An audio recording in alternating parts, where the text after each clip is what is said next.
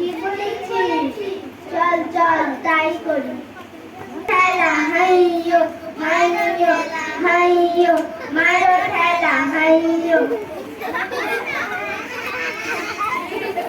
এই যে খোকা, চক্রবর্তীদের বাড়িটা কোথায় বলতে পারো? ওই যে কোথা। কোথা মানে কোন দিকে? জানি নে, বলতে পারবো না। মা মা, দাদা আমাকে মেরেছে। কি, আবার মেরেছে? এই ছেলেটাকে নিয়ে আর পারি না বাপু। এই ছেলেটা আমার হাড় মাস জ্বালিয়ে খেয়ে নিল। আজ আসুক বাড়ি, আজ ওর একদিন কি আমার একদিন। বাবা, এই বাবা, যা তো দেখি কোথায় আছে। কান ধরে টানতে টানতে নিয়ে আয়। আজ ওর নিচে ছাল চামড়া আমি ছাড়িয়ে নেব। শরীর দাদা, মা ডাকছেন, চলো। আমি এখন যেতে পারবো না। যাবে না মানে? তোমাকে নিয়েই আমি তবে যাব। ছাড়ো আমাকে, ছাড়ো ছাড়ো আমাকে, ছাড়ো। তুই মাখনকে মেরেছিস? না, আমি মাখনকে মারিনি। তুই ফের মিথ্যা কথা বলছিস। না, আমি মাখনকে মারিনি বলছি তো, বরং ও আমাকে মেরেছে। মাখনকে জিজ্ঞাসা করে দেখো। মাখন, দাদাকে তুই মেরেছিস? না মা, দাদা মাকে মেরেছে। তুই ফের মিথ্যা কথা বলছিস মাখন। পাদি ছেলে কোথাকার। কি, তুই আমার গায়ে হাত তুলিস? তোর এত বড় সাহস! দাঁড়া, আজ তোর একদিন কি আমার একদিন। কি কি হচ্ছে তোমাদের? ওমা, দাদা যে কবে এলে? একদম আসতে পারি না রে বোন। সেই যে বিয়ের পর পশ্চিমে কাজ করতে গেলাম, আর আসা হয়নি। তা এর মধ্যে তোর দুটি ছেলে হয়েছে, সে সংবাদ অবশ্য পেয়েছি। তা এরাই বুঝি? হ্যাঁ দাদা, এরাই। এ আমার বড় ছেলে, এ আমার বড় ছেলে ফটিক, এ আমার ছোট ছেলে মাখন। আরে তুমি সেই না যার সাথে আমার নদীর ধারে দেখা হয়েছিল? তা তোমার সাথে তো আমার আগে সাক্ষাৎ হয়ে গেছে। হা হা হা। কেমন দাদা হয়? কেমন দাদা মানে আমার আপন দাদা। মামার সাথে কথা বলেছিস? হ্যাঁ রে, এ জন্মে তোর কি আর আতক কায়দা হবে না? মা মা, মামা কোথায় থাকেন? শহর কলকাতায়। এই তুই পা ধুসনি, এত কাদা কেন? যা পা ধুয়ে আয়। মা, আমাকে আরেকটা রসগোল্লা দাও না। না না, সকালে খাস। না, দাও না মা। এই নে। যা যা, পা ধুয়ে মামার কাছে যা। কলকাতা অনেক মজা, তাই না মা? তাই ওখানকার রসগোল্লা এত মজার। দাদা, সেই তুমি এতদিন পরে এলে, আর মাত্র দুদিন থেকে চলে যাবে। আর কটা দিন থাকো না দাদা। না রে বোন, উপায় নেই, একদম উপায় নেই।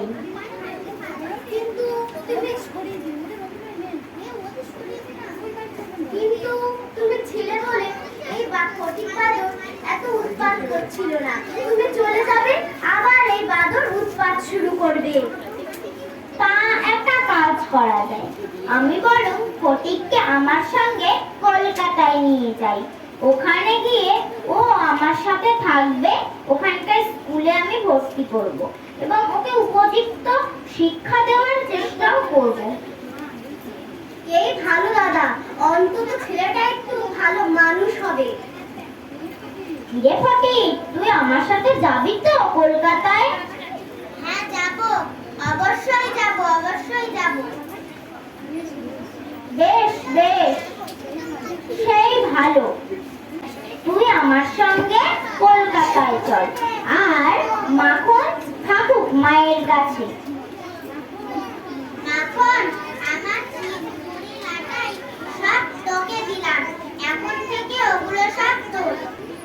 আমরা এবার রওনা দেই, না হলে যে কলকাতায় ফিরতে দেরি হয়ে যাবে। তুই আর মাখন সাবধানে থাকিস কিন্তু। কি হয়েছে, এত চেঁচামেচি কিসের? এই দেখো কাকে এনেছি, দেখো। এই হলো আমার ভাগ্নে ফটিক।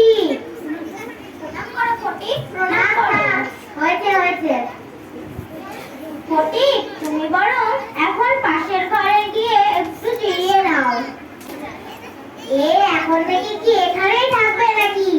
হ্যাঁ মানে সেই রকমই তো ভেবেছি।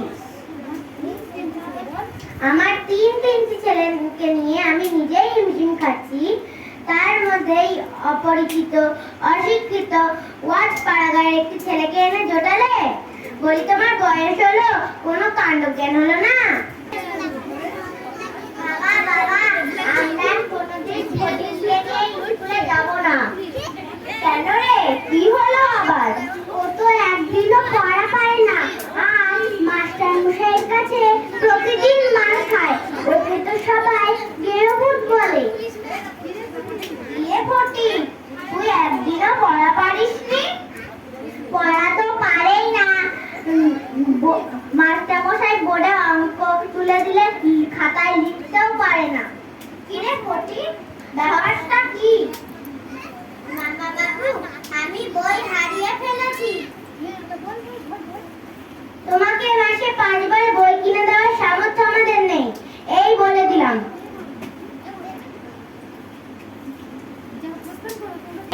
যাব মামা, এখানে আমাকে কেউ পছন্দ করে না, সবাই আমাকে দিয়ে মজা করে।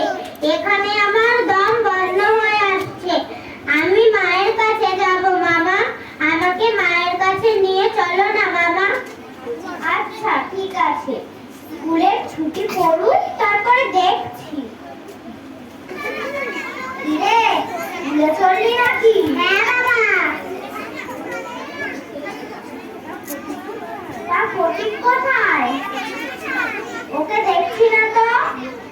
না না বাবা, ফটিকের নাকি জ্বর হয়েছে, ও তো শুয়ে আছে।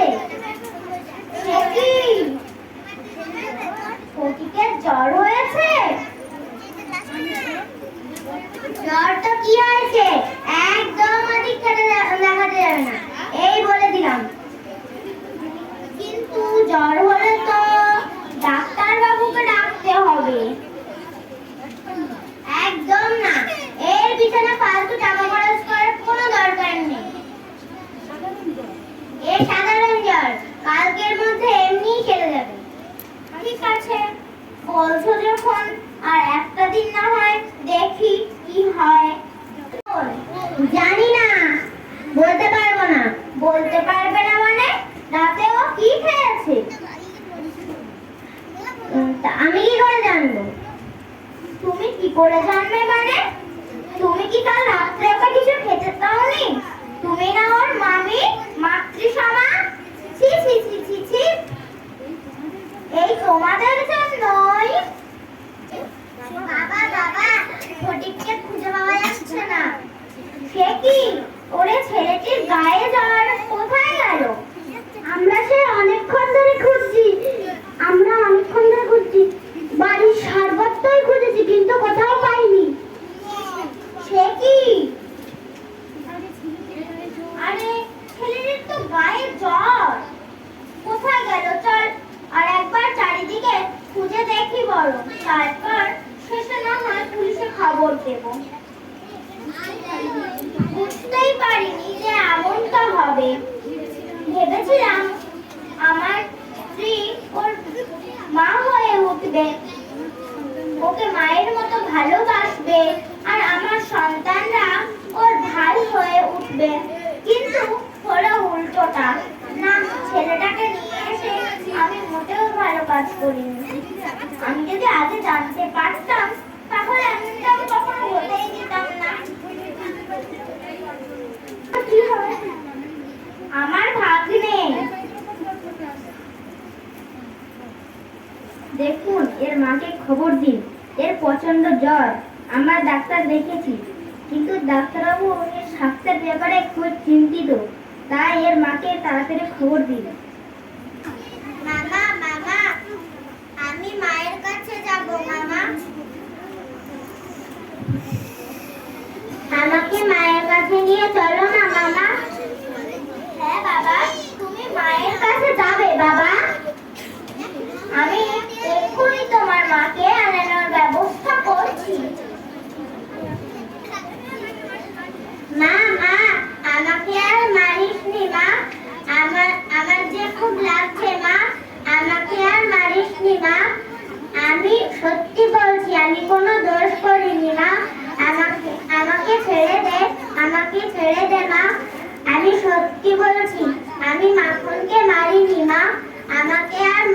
নি মা, আমাকে আর মারিস নি। ওরে ফটিক রে, সোনা মানিক আমার, ওরে বাবধন আমার। আমি এসে গেছি বাবা, আমি এসে গেছি, ফটিক সোনা মানিক আমার, ফটিক সোনা মানিক আমার। মা, ও মা, তুমি এসেছো মা? তুমি এসেছো? ফটিক সোনা মানিক আমার, ওরে বাবধন আমার, ওরে ফটিক মান সোনা মানিক আমার। কি হয়েছে বাবা, তোর কি হয়েছে? আমি এসে গেছি বাবা, আমি এসে গেছি, ফটিক সোনা মানিক আমার, ওরে ফটিক রে। মা, মা, এখন আমার ছুটি হয়েছে মা। মা, মা, এখন আমার ছুটি হয়েছে মা, আমি এখন বাড়ি যাচ্ছি মা, বাড়ি যাচ্ছি। ওরে ফটিক সোনা মানিক আমার, ওরে বাবধন আমার, ফটিক সোনা মানিক আমার, তুই কোথায় গেলি বাবা, তুই কোথায় গেলি?